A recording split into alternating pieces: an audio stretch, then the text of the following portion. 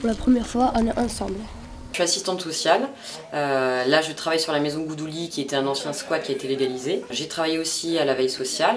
C'est des personnes qui ont accès au droit commun, qui ont fait leurs démarches, qui ont des suivis sociaux, un accompagnement social élaboré par des professionnels et qui, malgré toutes les démarches faites, c'est-à-dire par exemple le DAO, les demandes sur le 115, restent actuellement sans réponse. J'ai fait plein de démarches, mais rien. Moi, on me dit tu n'as pas droit de logement parce que tu n'as pas les papiers, tu n'as pas contrat de travail, des trucs comme ça. Moi, je suis éducatrice spécialisée, je travaille à la maison Goudouli, donc l'ancien squat qui a été légalisé depuis. Bon, c'est parti d'un ras-le-bol des travailleurs sociaux qui ont décidé, étant donné que les personnes étaient à la rue, qu'on renvoyait, qu'il n'y avait aucune solution parce qu'il n'y avait aucun moyen.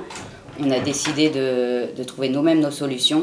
Squat, si les gens l'entendent, ils pensent que c'est des voyous qui vivent là-bas, des trafiquants, des trucs comme ça, mais c'est pas ça. C'est vraiment des bonnes personnes qui vivent ici, des familles, toutes les gens qui vivent ici, ce ne sont pas ce que les gens pensent. J'habite à 20 mètres du local occupé et je n'ai aucune observation particulière à faire. Ce sont des gens tout à fait discrets, tout à fait polis, tout à fait corrects.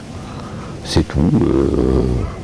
Aucun point désagréable. Simplement, je tiens à préciser que ce sont des habitants comme les autres, qui vivent comme vous et moi, avec leurs enfants, avec leurs amis.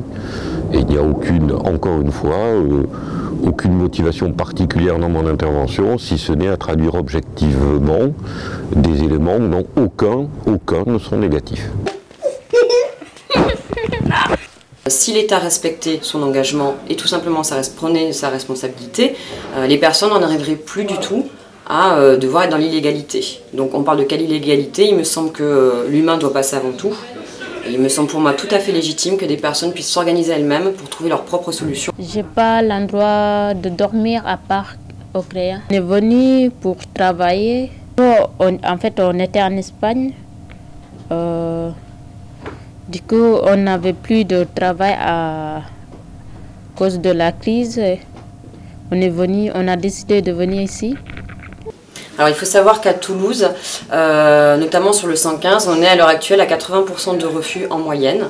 Des personnes qui appellent sur le 115 et qui n'obtiennent aucune réponse. Au-delà de ces 80%, il faut compter les gens qui ne se mobilisent plus, qui n'appellent plus ou qui ne sont pas en capacité d'appeler tout simplement.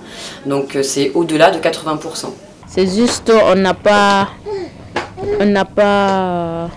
solution.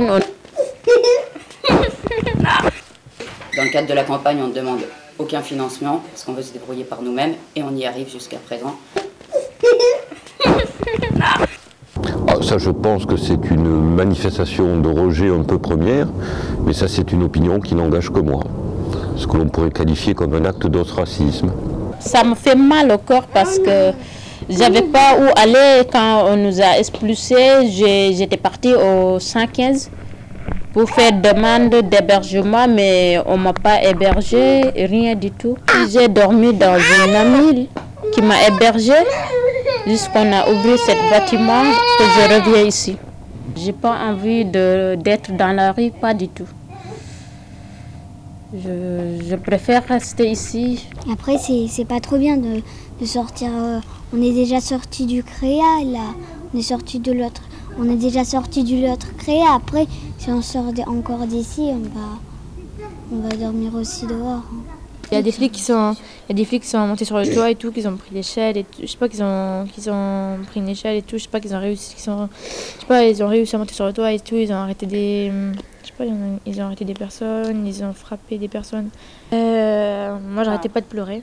Je sais pas. Je suis partie d'un bâtiment que j'aimais beaucoup.